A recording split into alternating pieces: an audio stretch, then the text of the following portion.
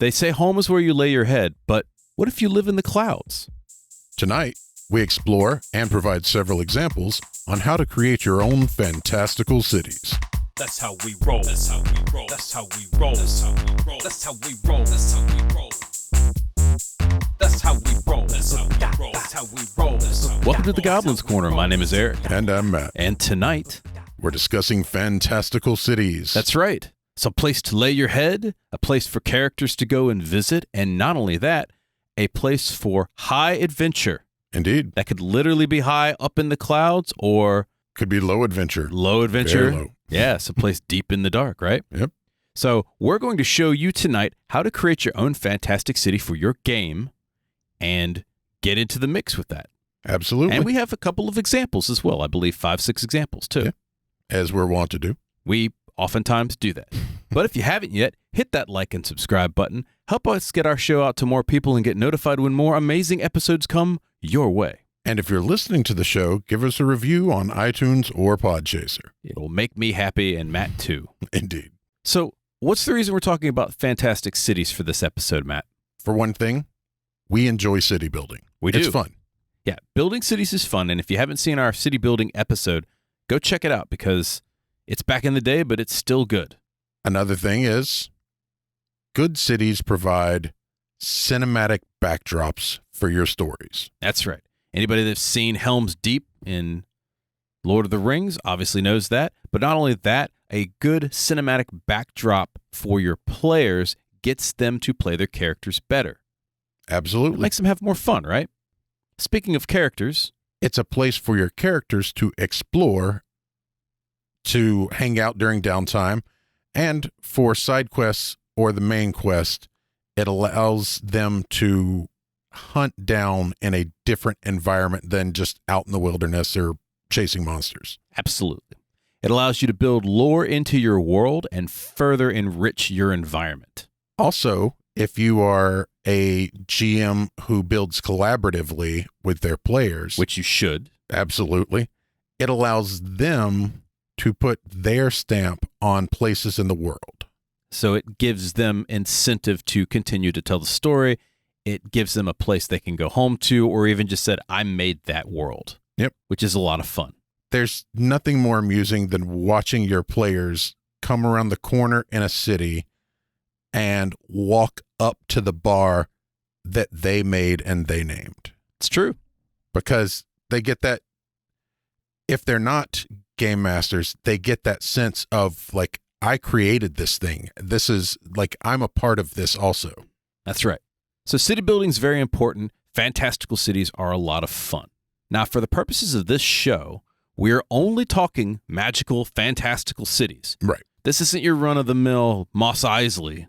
No, that I guess we'll have to do a sci-fi city We'll show. definitely do Yeah. a sci-fi cities at some point, but we're talking about cities in the clouds, cities on gigantic flumps, perhaps, Sure. city on the back of a flying whale, whatever, right? Yeah. It's some kind of magic is involved, which means it's probably going to get really strange really quick.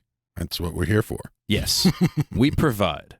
So you want to build a proper fantasy city. Matt, we got a couple of steps that we've written for tonight. What's the first step? Firstly, you have to decide where you're establishing your city. Is it in a pond? Is it on a bridge in the clouds? Next to the Tarsk? Sure. Like Just- maybe built on the Tarsk, for example? Like it's a waistcoat. Yeah, I mean, it sleeps for quite a long time. It's true. Play a bit with the architecture. So, does it have soaring columns, majestic flying buttresses? Is it composed of tentacles, marshmallows, perhaps? Think about that. Absolutely. I mean, you build a gingerbread house, why not have a marshmallow mansion? I know once upon a time, we used to talk about the fact that elven architecture was Art Nouveau and dwarven architecture was Art Deco. It's an easy way to kind of describe and kind of make some architectural differences between cultures. And Sure. Orcs were brutalist Yeah. design. Goblins are just all over the place. if you want cultural influences on your architecture, that's a way to think about it. Absolutely. Now, in addition to the type of architecture, you also want to consider the building material. So, for example, is it grown material? And there's lots of different types. It could be like natural, like we're talking about elves, right? Could be plant material, but it doesn't have to be. It could be grown crystals, Sure. bone. Think of a Titanic creature, maybe. They carved the whole city out of bone. That would be pretty badass. awesome. Like a giant scrimshaw city from some aquatic leviathan. Yes, that would be great. And when you're thinking about building materials, one of the things you have to think about is how hard are these materials? There's a big difference between building with wood and sandstone and granite. Yeah. And you don't need an exact number right off the bat, right? You can totally just kind of freeball it for the most part. But at some point, your PCs are going to start digging or chipping Literally. away at a door Yeah. or trying to sap a wall. And you want to have a basic idea of the building material. And it could be composed of various types. Yeah. You But- just want some rough concept to work with. Yeah. You don't have to have an entire chart for that. Maybe we'll make one for you later, but it's not necessary. Additionally, this will also sometimes determine, again, keep in mind, magic is available, so Right. it may not, but how tall stuff can be. Without magic, yeah. Yeah, without magic, if it's made entirely of a giant femur, just like imagine a towering femur going up into the sky, that would be pretty badass. Sure. And I mean, that's a great example because bone is structurally as hard as concrete. So you could have a huge bone building if you can find a femur large enough. Can you imagine like inside the bone tower, the marrow forms kind of like a web of bridges? Sure. That would be really cool. And those could be the basis for rooms, and you can, carve out ways up. Yeah, a tower of hell made out of a femur bone. Think about it. Be fun. Or could be an angelic tower carved out of the bone of a giant demon that was slain by them. That would be awesome. Yeah, flip it on its head a little bit. There you go. When we're talking about what it's built on, in fact, let's talk about the foundation. Now, there doesn't have to be a foundation. It could literally live in the clouds, but at that point, the foundation is the clouds. Sure. Could it be a mountain that it's built upon? Sure, why not? Grasslands, a majestic sky flump, just floating through the breeze, gently farting. Flop, flop, flop, flop, flop, flop, That's flop, right, just flop, flop, flumps along. You could have it in a series of caves. Or on a series of caves. Yes, it could be on top of a really pissed off treant. So when you said that, I just got a mental image of an Aarakocra city on just like as a nest on top of the head of a giant nest, treant. a multi-spiraled nest city on top of a behemoth treant. Yep. He's just mad as hell because they're just pooping everywhere. I love that idea. Could also be on a megafauna. Yeah. And we've had megafauna episodes as well, so go check that out. That would be a lot of fun to have, just like a giant megafauna city. In fact, we might provide one tonight. Indeed. Your foundation can determine all sorts of things, like whether or not there are any dungeons nearby, or if the city is in a dungeon or on a dungeon. Sure. It also is going to determine what sort of mineral deposits are available, if there's any sort of like magical resonance or those sorts of things. Absolutely. So you've got kind of a basic idea in your head of maybe what you want for your city.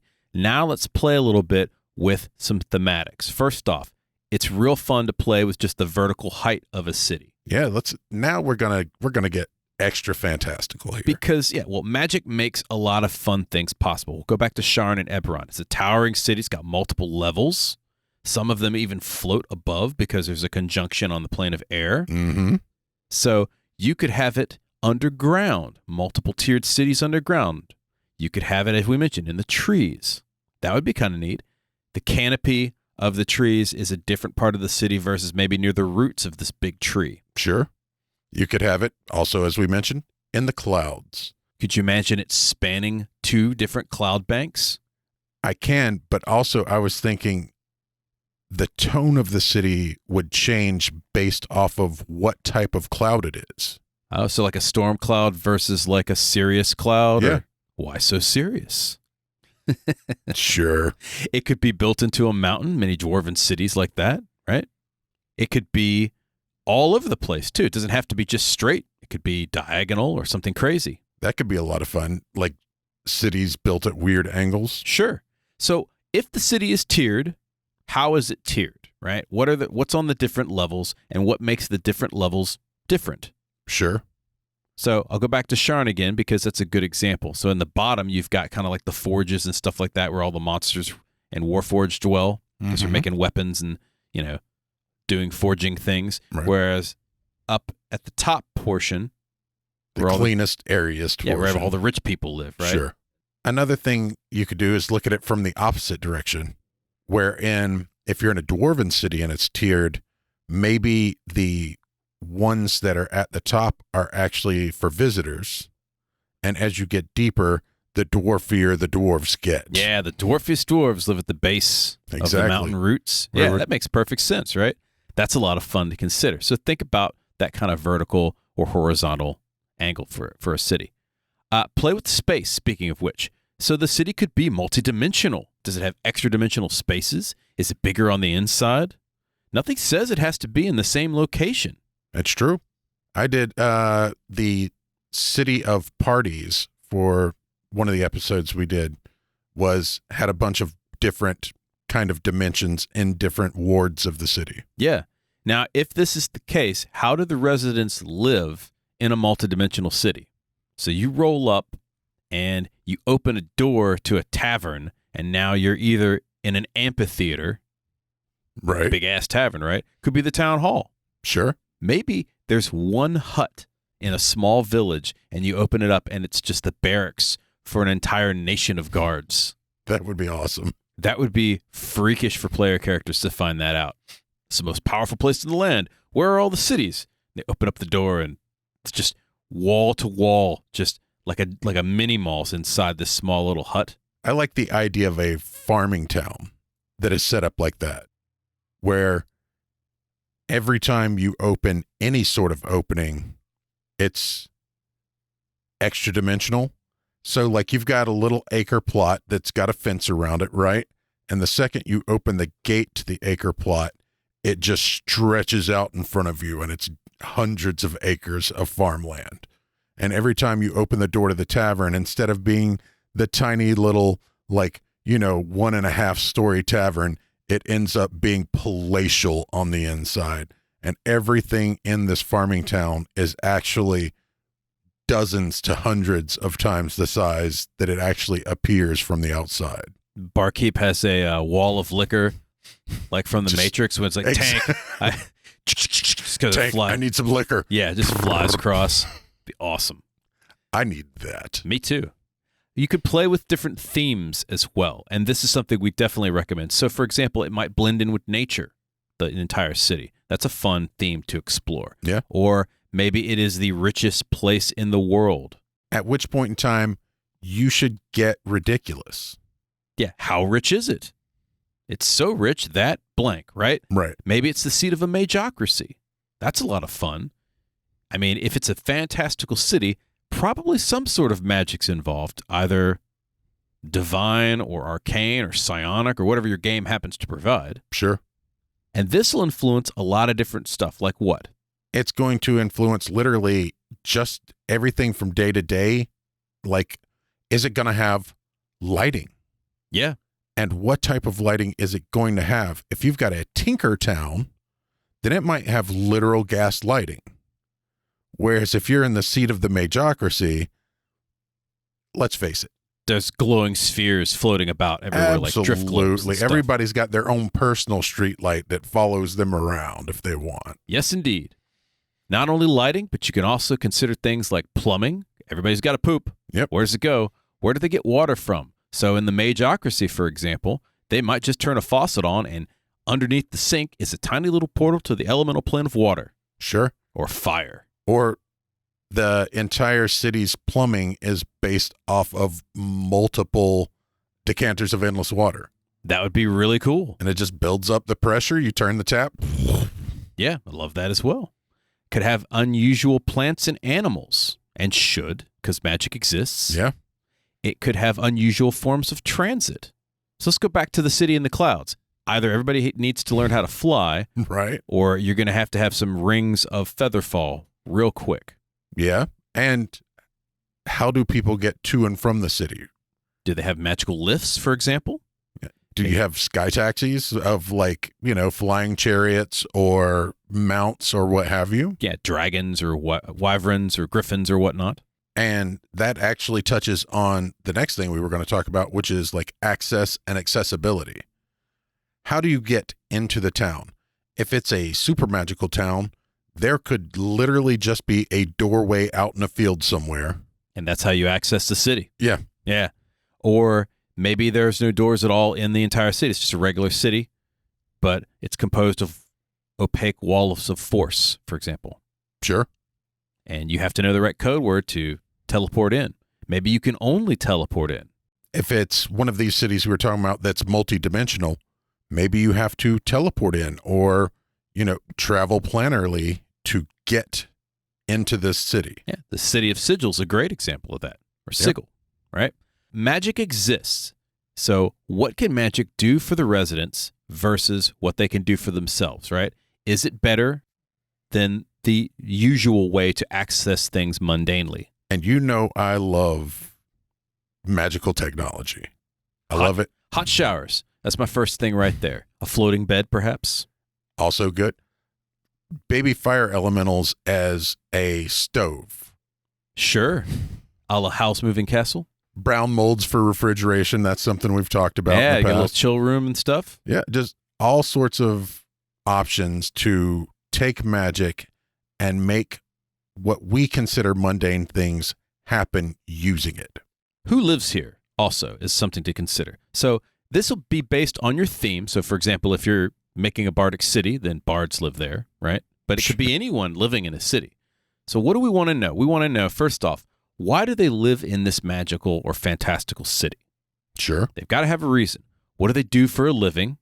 Got to eat. Now, they might be wizards, but they don't necessarily are all wizards. What are they proud of? What do they hate? Everybody's proud of something. Everybody's angry at something. They've got to have some way to live and do. And what do they do, right? Right. People are complex. They've got lives. That's right. Provide several NPCs for the city, which I love that you wrote this because everyone wants to know, particularly the player characters, when they roll into this fantastical city, where do I go get a drink? So where's the innkeeper? Who's the mayor? Maybe provide everyone's favorite baker and so forth. And you have a theory on fantastical cities as well with baking. I use the baker as the example, but in the real world, people have favorite places to eat. And look at Yelp, right? Like there's ratings and generally there's a consensus on the best X in a town. What is the place that serves the best beer, the place that serves the best wings, etc. So that's what makes a place real is when people have favorite things in that town. And what that city is known for as well. That Indeed. city might be known for a particular thing. It's spiced ale, it's magical monsters, the fact that when you show up you get vaporized. Could be anything, right? Yeah. That's a city with a long and glorious history, the vaporizing city. Yes. Fill in the gaps in society as well, right? So once you've kind of got a general idea of who lives there and what's going on in the city, throw in the stuff that every city has, right? Places of interest, inns, bars, temples, shops, government buildings, parks. Basically anything that's going to be of direct interest to the players or anything that ties directly to the lore that either enforces the flavor of the city or furthers the story. Right. So all of this is supposed to further the story. And again, it doesn't have to be exhaustive. You can literally just write a little bit and then fill in the blanks afterward. And we'll show you in some of the examples that we've provided as well, because we didn't write everything. We just gave a basic example, and then we're going to ask each other stuff about it. Sure. Give it some history and some lore. How did this ridiculously magical city come about? Who created the city? The people living there may not have founded the city. They may have literally just stumbled across the city. Yeah, absolutely. How does it relate to the surrounding area? So this is a fantastical city, right? It's living on a giant sky flump. Its tendrils grace the ground occasionally and drift over people, maybe occasionally smash a house. Sure. How do they, is this something that is a common occurrence? Do people hate it? Yeah, or do people forgive it because the people of the Sky City just rain glorious magic down to the common folk below? Maybe every time Who the knows? sky flump farts, crops grow. Sure. That would be that's what a sky flump does, guys. Farts and crops grow. Think about that. What does it offer to others, if anything? What can the people visiting the city offer it? Yes, cities need things too. They're not little islands onto themselves unless they happen to be an island. Right. So what can you provide to the city? Maybe it's raw materials. Maybe it's just a willing populace to work. Yeah. If it's a tyrannical city, for example, doesn't have to be good. How are people employed? Speaking of which, Right. Once again, is it an industrial city? Where do people work? and how do people defend the city? What kind of techniques does this fantastical city have to keep other people from taking it? The flump just flumps away. Nobody wants to mess with it. It's too cute. No one will dare attack the Flump City. Finally, we have secrets, and this is the good. Right. So, what are we talking about when we say secrets? Every city has secrets, first off. Does it have any dungeons or unexplored areas? Yeah. So, it could be maybe wilderness areas, secret passages, in between the buildings, perhaps. Yeah. Catacombs. Catacombs are always a delight. It could have shadow organizations. Absolutely. So, it could be cults, thieves' guilds. Any organization that literally operates out of the shadows is a shadow organization. That's right. Power players. So, it could, who's in charge? And this is lots of lore and prime story stuff for people to run intrigue campaigns. Sure. Is there a single mayor? Is it a council? How does this place work organizationally? Who is the benefactor? I love this idea. So, in the same way that there could be some evil person behind the curtains pulling the strings, there could be some good guy behind the curtains pulling the strings, trying to make the city better. Is it a noble Jean? Is it a gold dragon? Is it maybe a celestial? Or maybe just a dude with a lot of cash? Sure. Throwing it around, right? Little daddy warbucks. What kind of magic and power does it possess? Obviously, it's a fantastical city. Great magic or great power created this city. What else is going on? Yeah. Are there any storehouses of this great magic hanging out anywhere? If you've got an extra dimensional city, it might be transplanar, which means it might have access to all of the planes. If it's a flying city, guess what? It might actually move. It may not just be sedentary in one place, right? And I think it should move. I agree with that, yes. I think a cloud city should literally drift around the continents. Just wander around. Yeah. Yeah, and occasionally get close enough to trade with. Mm-hmm. What kind of monsters are in the city? This is a fantasy game, right? Sure. Do you have a cranium rat infestation or... That's bad times right there. Or is the city one gigantic cranium rat? The city is the monster. Sure.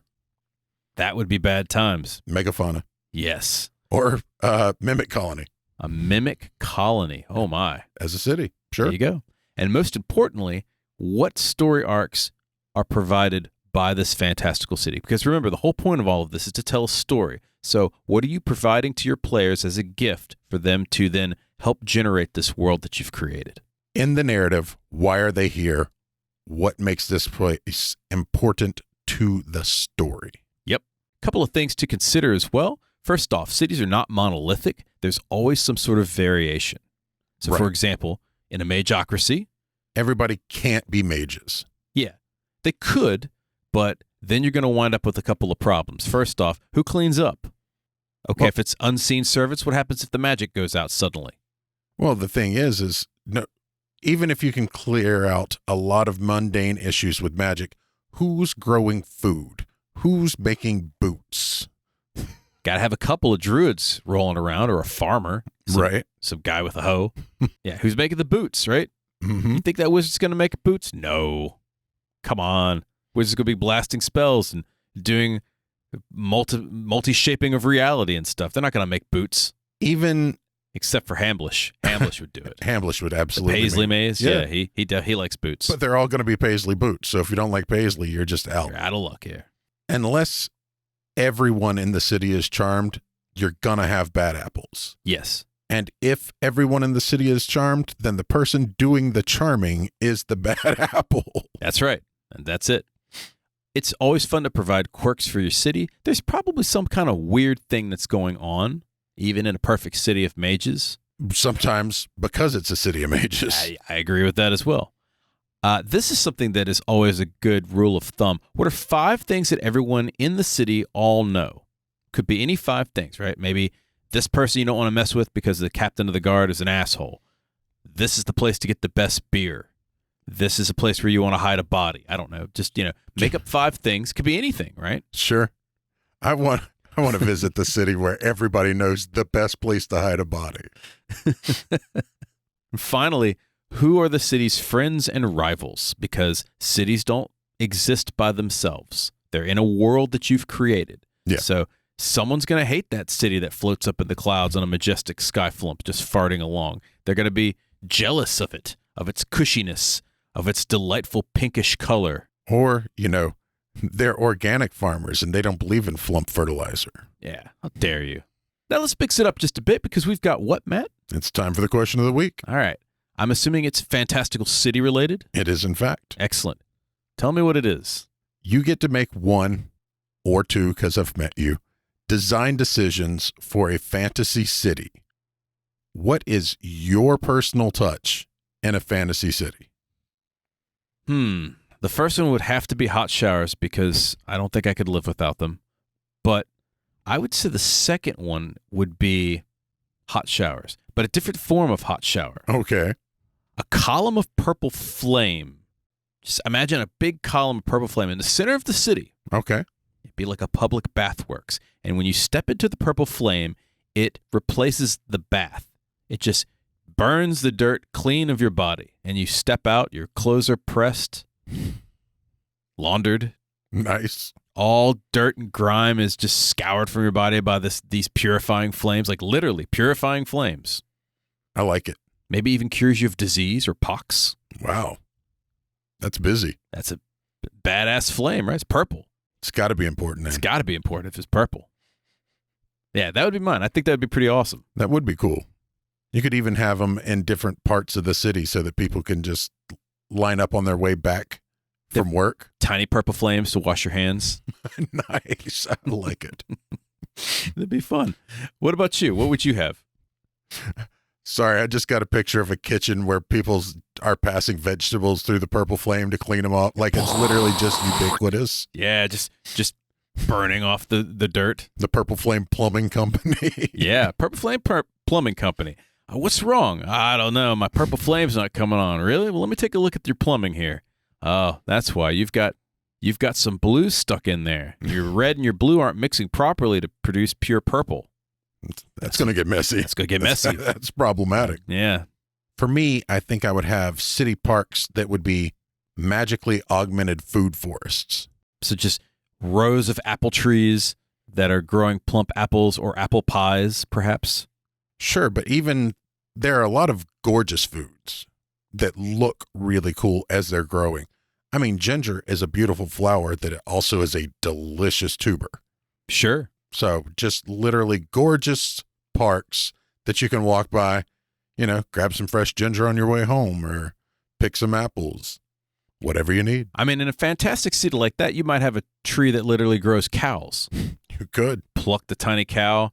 And it Why just, even have it grow cows? It just grows steaks. Yeah, it grows steaks or ribs or what have you. Steak fruit. You just grab the steak fruit, start chewing on it, already cooked. Why even cook it, right? Yeah. It just grows cooked Goes steaks. pre-cooked. My God, I would love that. Where's the rare prime rib tree? Where did I put that? That's right. We're interested in your answers as well, so if you have an answer to the question of the week, hit us up at Goblin's Corner on Twitter, and of course you can find us on all of the various social media channels that Matt mostly posts to. It's true. And if you're watching us on YouTube, just comment down below. Yeah. We read those also. He likes to talk to people. I avoid you all. Now, as we are wont to do, we've provided about 5 or 6 example cities, fantastical cities for you to use in your game. And on that note, you have a city that you have provided first. That is on that note, in fact. How very punish of you, Matt, because we're talking about the city of Chord. Chord. Right. Nestled deep within a magical limestone box canyon, this city is famous for its perfect acoustics in any room of the city.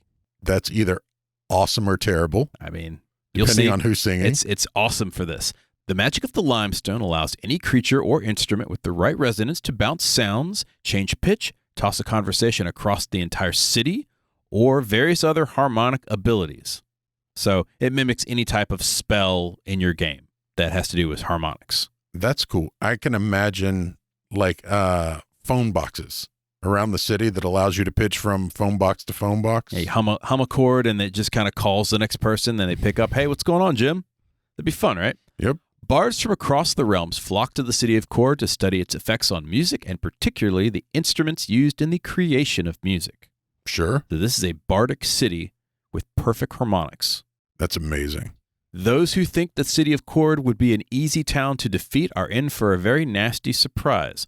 All citizens know a particular sound they can hum, which turns any weapon into one which deals harmonic damage. So it could be sonic or thunder, whatever your game happens to provide, but some kind of resonating Nice. damage in their weapon. Additionally, the main gate to the city acts as a titanic sonic weapon when 3 or more individuals hum a particular tune in specific areas of the gate. I like that idea. I also like the idea that the gate is actually a giant gong that somebody could just...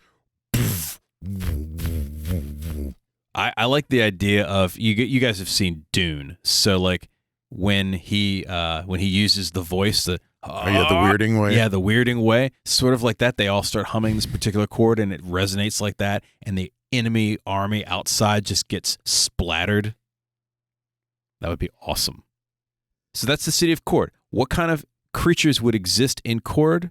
Obviously, people who make instruments. Sure. You've got to have luthiers and all of that.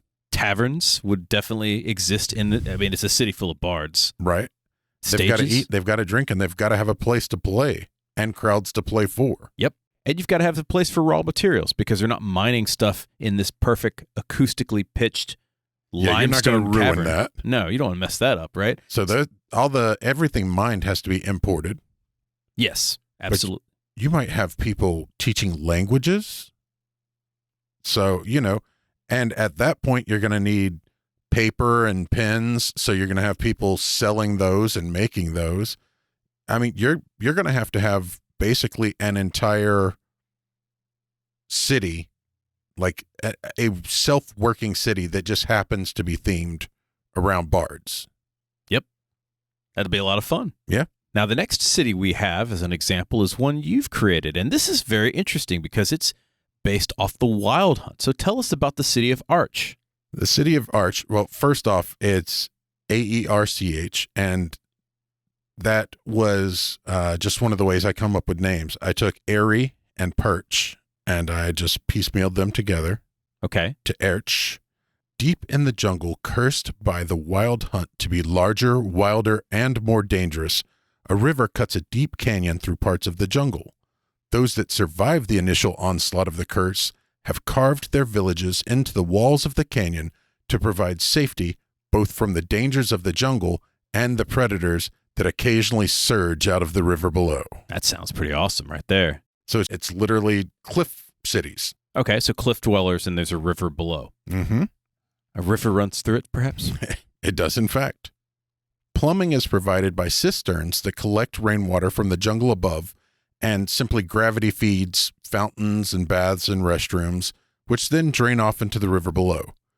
Cooking and lighting are provided by fire, both because wood is easy to scavenge from above, and fire helps ward off the pervasive damp. You live directly above a giant river. It's going to be a little moist. Yeah. Travel is facilitated by Spider Scouts, which comes from our show before. Our fantastic vehicles. Yep. And domesticated dire parrots. Domesticated dire parrots. Yep. How big are these parrots?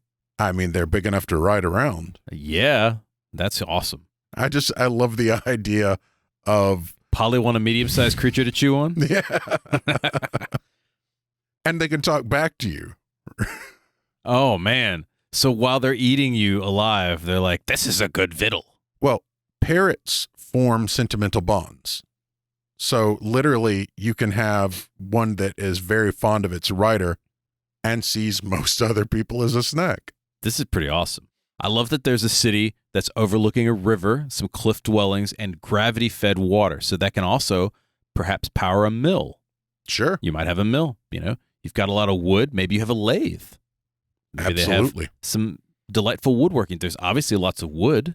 Yeah, there's a giant jungle above you, so... Yeah. And whatever flavor jungle you want. Like, it could be a rainforest style jungle, or it could be like a deep forest type area. Whatever you want above you. I could see druids maybe living in the city to facilitate the growth of the trees, or maybe even wind some of the trees down the canyon so that you might have like a living bridge. Absolutely. Especially with like a vine rope bridge. Be living vines. Yep. That's really cool. What an interesting, different, fantastical city. So, yeah, I thought that's one I haven't seen before.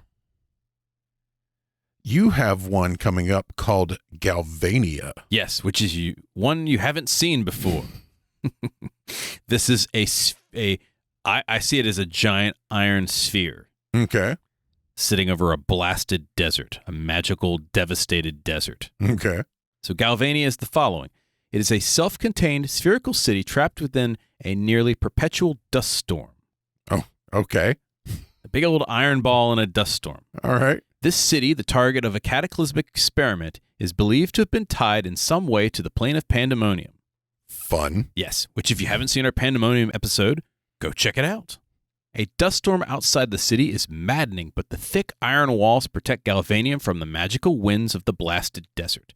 The gravity inside the sphere pulls toward the walls and not towards what would be called like the bottom of the outside observer. Okay, so this way, not this way. Yeah, so on the inside, they live on the inside of the sphere. Okay. Magical research has been done that causes continual flames to produce full spectrum light, allowing crops to be grown inside the sphere. These are scattered throughout the floors of the city, so you have like flames on the floor of the city, kind of like I'm seeing like floor lighting, like in a theater. Yes, but they go for the opposite part of the city. Sure. So if you're on the opposite side of the city, you look up, there's lights. Giant doors open automatically when the dust storm subsides at random intervals, but they are always open for 12 hours, no more, no less. Okay. And you never know when they're going to open back up. So if you want to leave the city, you can leave, but can you get outside of the dust storm in 12 hours? Well, that's up for you to figure out. That's a great plot point. A large monument dominates the center of the sphere, depicting a great magical catastrophe in perfect detail. A core of magical researchers have studied it continuously, trying to figure out how to undo the outside cataclysm and gain power over the city itself. So definitely like a Mageocracy style city. Sure. Kinda. Right? Like the mages of the city are trying to fix it, but everybody else is having to do like the work of making a city work. Oh yeah, it's a living city. Yeah. Now here's a couple of things to consider.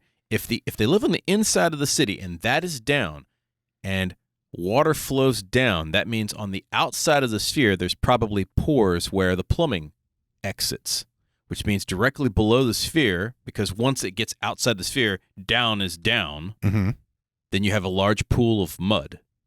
So when you leave the city, you fall into a big vat of refuse. Oh, see, I thought maybe this giant iron ball was being pushed around by this cataclysmic storm. No, it's just floating in the center of this giant storm. Okay. Now, another option is because of all of that, you might have part of the magical wind blowing that stuff around. Sure. And it might fertilize everything outside the magical dust storm, which would be kind of neat. So you see this blasted land, and if you could survive, there might be just jungles or an entire world of just prolific vegetation. That's a cool idea. Like literally outside of this scorched, blasted landscape, there's just the luscious land on the planet. Yeah, because it's magically enhanced. It's got the refuge from the city. Yeah. They've been gating everything in because there's no way you're getting into the city. You're raising chickens for the eggs and the chicken, right? Like I'm raising extraplanar chickens, the ones with the 4 wings. Tasty. 6 legs. They're hard to catch, but they're a meal for the whole family. Yeah, so that's the city of Galvania. A lot of fun, a lot of options with that. Now, you've got one going in a different direction here. We went into this blasted desert. You've got one in the ocean. Tell me about Riptide Cove. I thought you were going a different direction with that comment. I thought because yours is floating and mine is going down. You're sinking. Very good. All right, so Riptide Cove. The crews of several salvage ships have founded a hidden underwater town. Sunken and derelict ships have been dragged into a wide-mouthed, deep-water cove. Right? So literally, they found them, and they just drug them underwater to get to the cove. Okay. The ships have been turned upside down underwater, patched, re-waterproofed, and then air is pumped in for the people that breathe air, and then some of them are left filled with water for the creatures that are water breathing. So you've got an underwater city, basically, Mm-hmm. made out of sunken boats. Yep. That's cool. A large buoy attached to a winch acts as an elevator, and schools of domesticated bioluminescent fish provide light for those unused to the darkened depths. That would be a creepy way to descend into the depths, where the school of fish just kind of circles the buoy as it kind of sinks beneath the waves, and there's maybe just enough air for you to breathe. Yeah. I love that. Yeah, This is great. It's a submarine. No, this is awesome. I'm definitely putting this in my game. Now, as befitting an underwater city, shrines to various water deities can be found throughout the town, obviously. Sure. A few aquatic druids and clerics provide security for the town, and between them and the druids' animal allies, few uninvited guests ever make it near the buoy, let alone down into the town. You got to find it first, too. Yeah. You got to find the buoy, and they can always drag the buoy down in times of crisis. Yep. It might be a great city for Salhagen. Sure. It doesn't have to be humanoid creatures, right? Doesn't even have to be a good town. That's it. Absolutely right. Could be a town of thieves and pirates. Yeah. If you wanted to flavor it as a pirate town, then it is a group of salvage crews. Sure. And the thing is the city needs to expand. Yeah, we're having a lot more people. Cool. Let's go raid a couple boats and sink them. Sure. Or Drag 'em raid a along. couple of towns. Yeah. Where is it located? It's on the bottom of the ocean, but it doesn't have to be like an abyssal plain. Yeah, it doesn't have to be deep. No, it could be maybe on the side of a coral reef. Yep. It could be near a trench. Maybe there's a giant kraken nearby or something like that demands tribute. A lot of options I could see for this. They're obviously going to have a lot of fish, but they might not have other materials Sure. like boats. Like it's a hidden cove, right? But what if it's a blasted island? So they're not getting a whole lot of resources from the island itself other than, bird poo. Yeah. Could also be in the middle of like a shipping lane, which would be a really cool thing. Or a sargasso. Sure. That'd be a lot of fun as well. That's cool. I love that idea. We decided to get weird again. Tell me about Lurch, the city of sieges. So this would be if a construct was a city. Striding across the vast plains is an enormous automaton city, the bane of all other cities within a 100-mile radius. Okay. The city of Lurch is vaguely anthropomorphic and consists of a gyroscopic inner city, basically the belly, supported by two gargantuan hydraulic legs just thumping along the ground. The city has one crop-stealing arm, which kind of looks a lot like a conveyor belt, and then it has a wide scooping hand, like an earth mover or a backhoe or something like that. Okay. And it just kind of scoops stuff up and it goes up the arm. The other war arm. So like a sod machine. Yeah, kind of like a sod machine would be good. Yeah. I like it.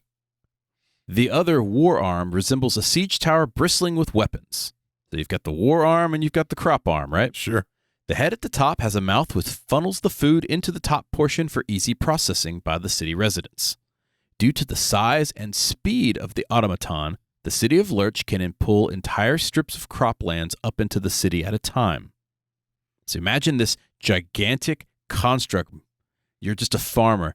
You look out in the distance and over the hill, you see this giant city just stomping along. Stomp, stomp, stomp. Run for the hills.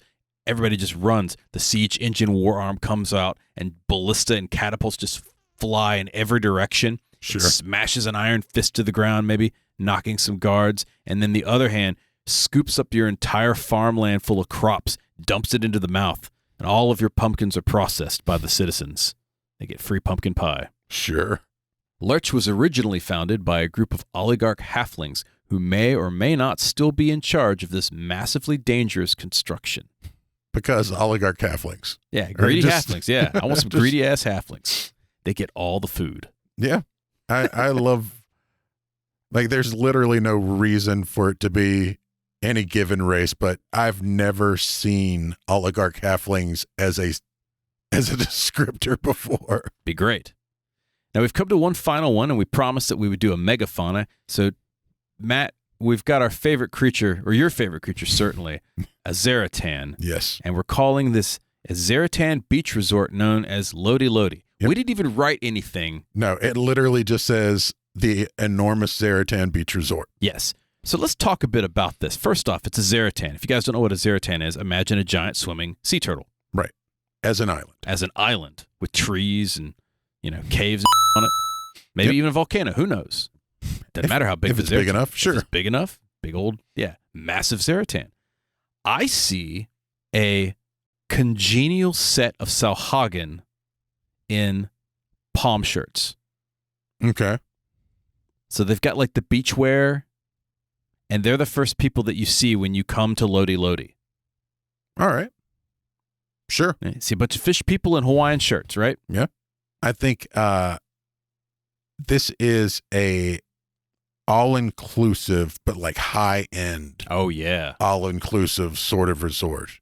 You've got literally the tiki-style bars just randomly dotting the Magical island. accommodations and such. Sure. This should be for monsters. Nice. I like it. So all manner of non-humanoids show up. So you might have some Kuatoa chilling, Sure. maybe some what you would consider to be evil creatures, but not necessarily like beholders or mind flayers. Imagine mind flayers just kind of hanging out with some chilled brain. Yeah. They've got brains in a blender. I was literally thinking a brain daiquiri. A brain daiquiri. See, And They're you just- that's how you get brain freeze. yeah, they get a little. Oh, I love that. Get a little brain freeze. They're just slurping. They've got like a straw. They're sitting out. There's some One of the big there's- boba tea straws. Yeah. There's some some nice steady beat going on by some bards. Yeah. Maybe they're Darrow bards Playing ukuleles. playing ukuleles and such. Yeah, maybe some steel drums. Oh yeah, absolutely. But yeah, it's literally take a beach resort, like a Club Med, like straight up beach resort, and then people it with the bad guys. People with monsters. But still in that style of vacation. I love it. I think that's hilarious. And you should use that in your campaign as well. Now, we can modify it to whatever fits the game. It's the Love Boat for monsters. It's a love boat for monsters. There you go. That's all we need to say. There you go. So there you have it. Several methods to craft your own fantastical city. Hopefully we've given you some inspiration by the ones we've provided as well. And of course, a lot of different options to flavor your world, along with some ways that you can get your players involved as well. Sure. We think it'll be a lot of fun, particularly the Zaratan Beach Resort. Absolutely. It's got to happen. Any questions or comments? Hit us up at Goblins Corner on Twitter. Did you enjoy this program? We've got a whole ton of them. Subscribe to the podcast on your favorite player, YouTube and Twitch. Click the 5 stars and give us a review on iTunes and Podchaser. And if you're on YouTube, hit like and subscribe. It gets our show in front of more people. It boosts the show and feeds the hungry algorithm. Which is currently surfacing from pristine waters next to a giant Zaratan with a brain freeze daiquiri and an amused expression on its fishy face. Indeed. Yeah. Lovely brain freeze. That's all the time we have for tonight. Once again, my name is Eric. And I'm Matt. We'll see you next time. Good night, folks.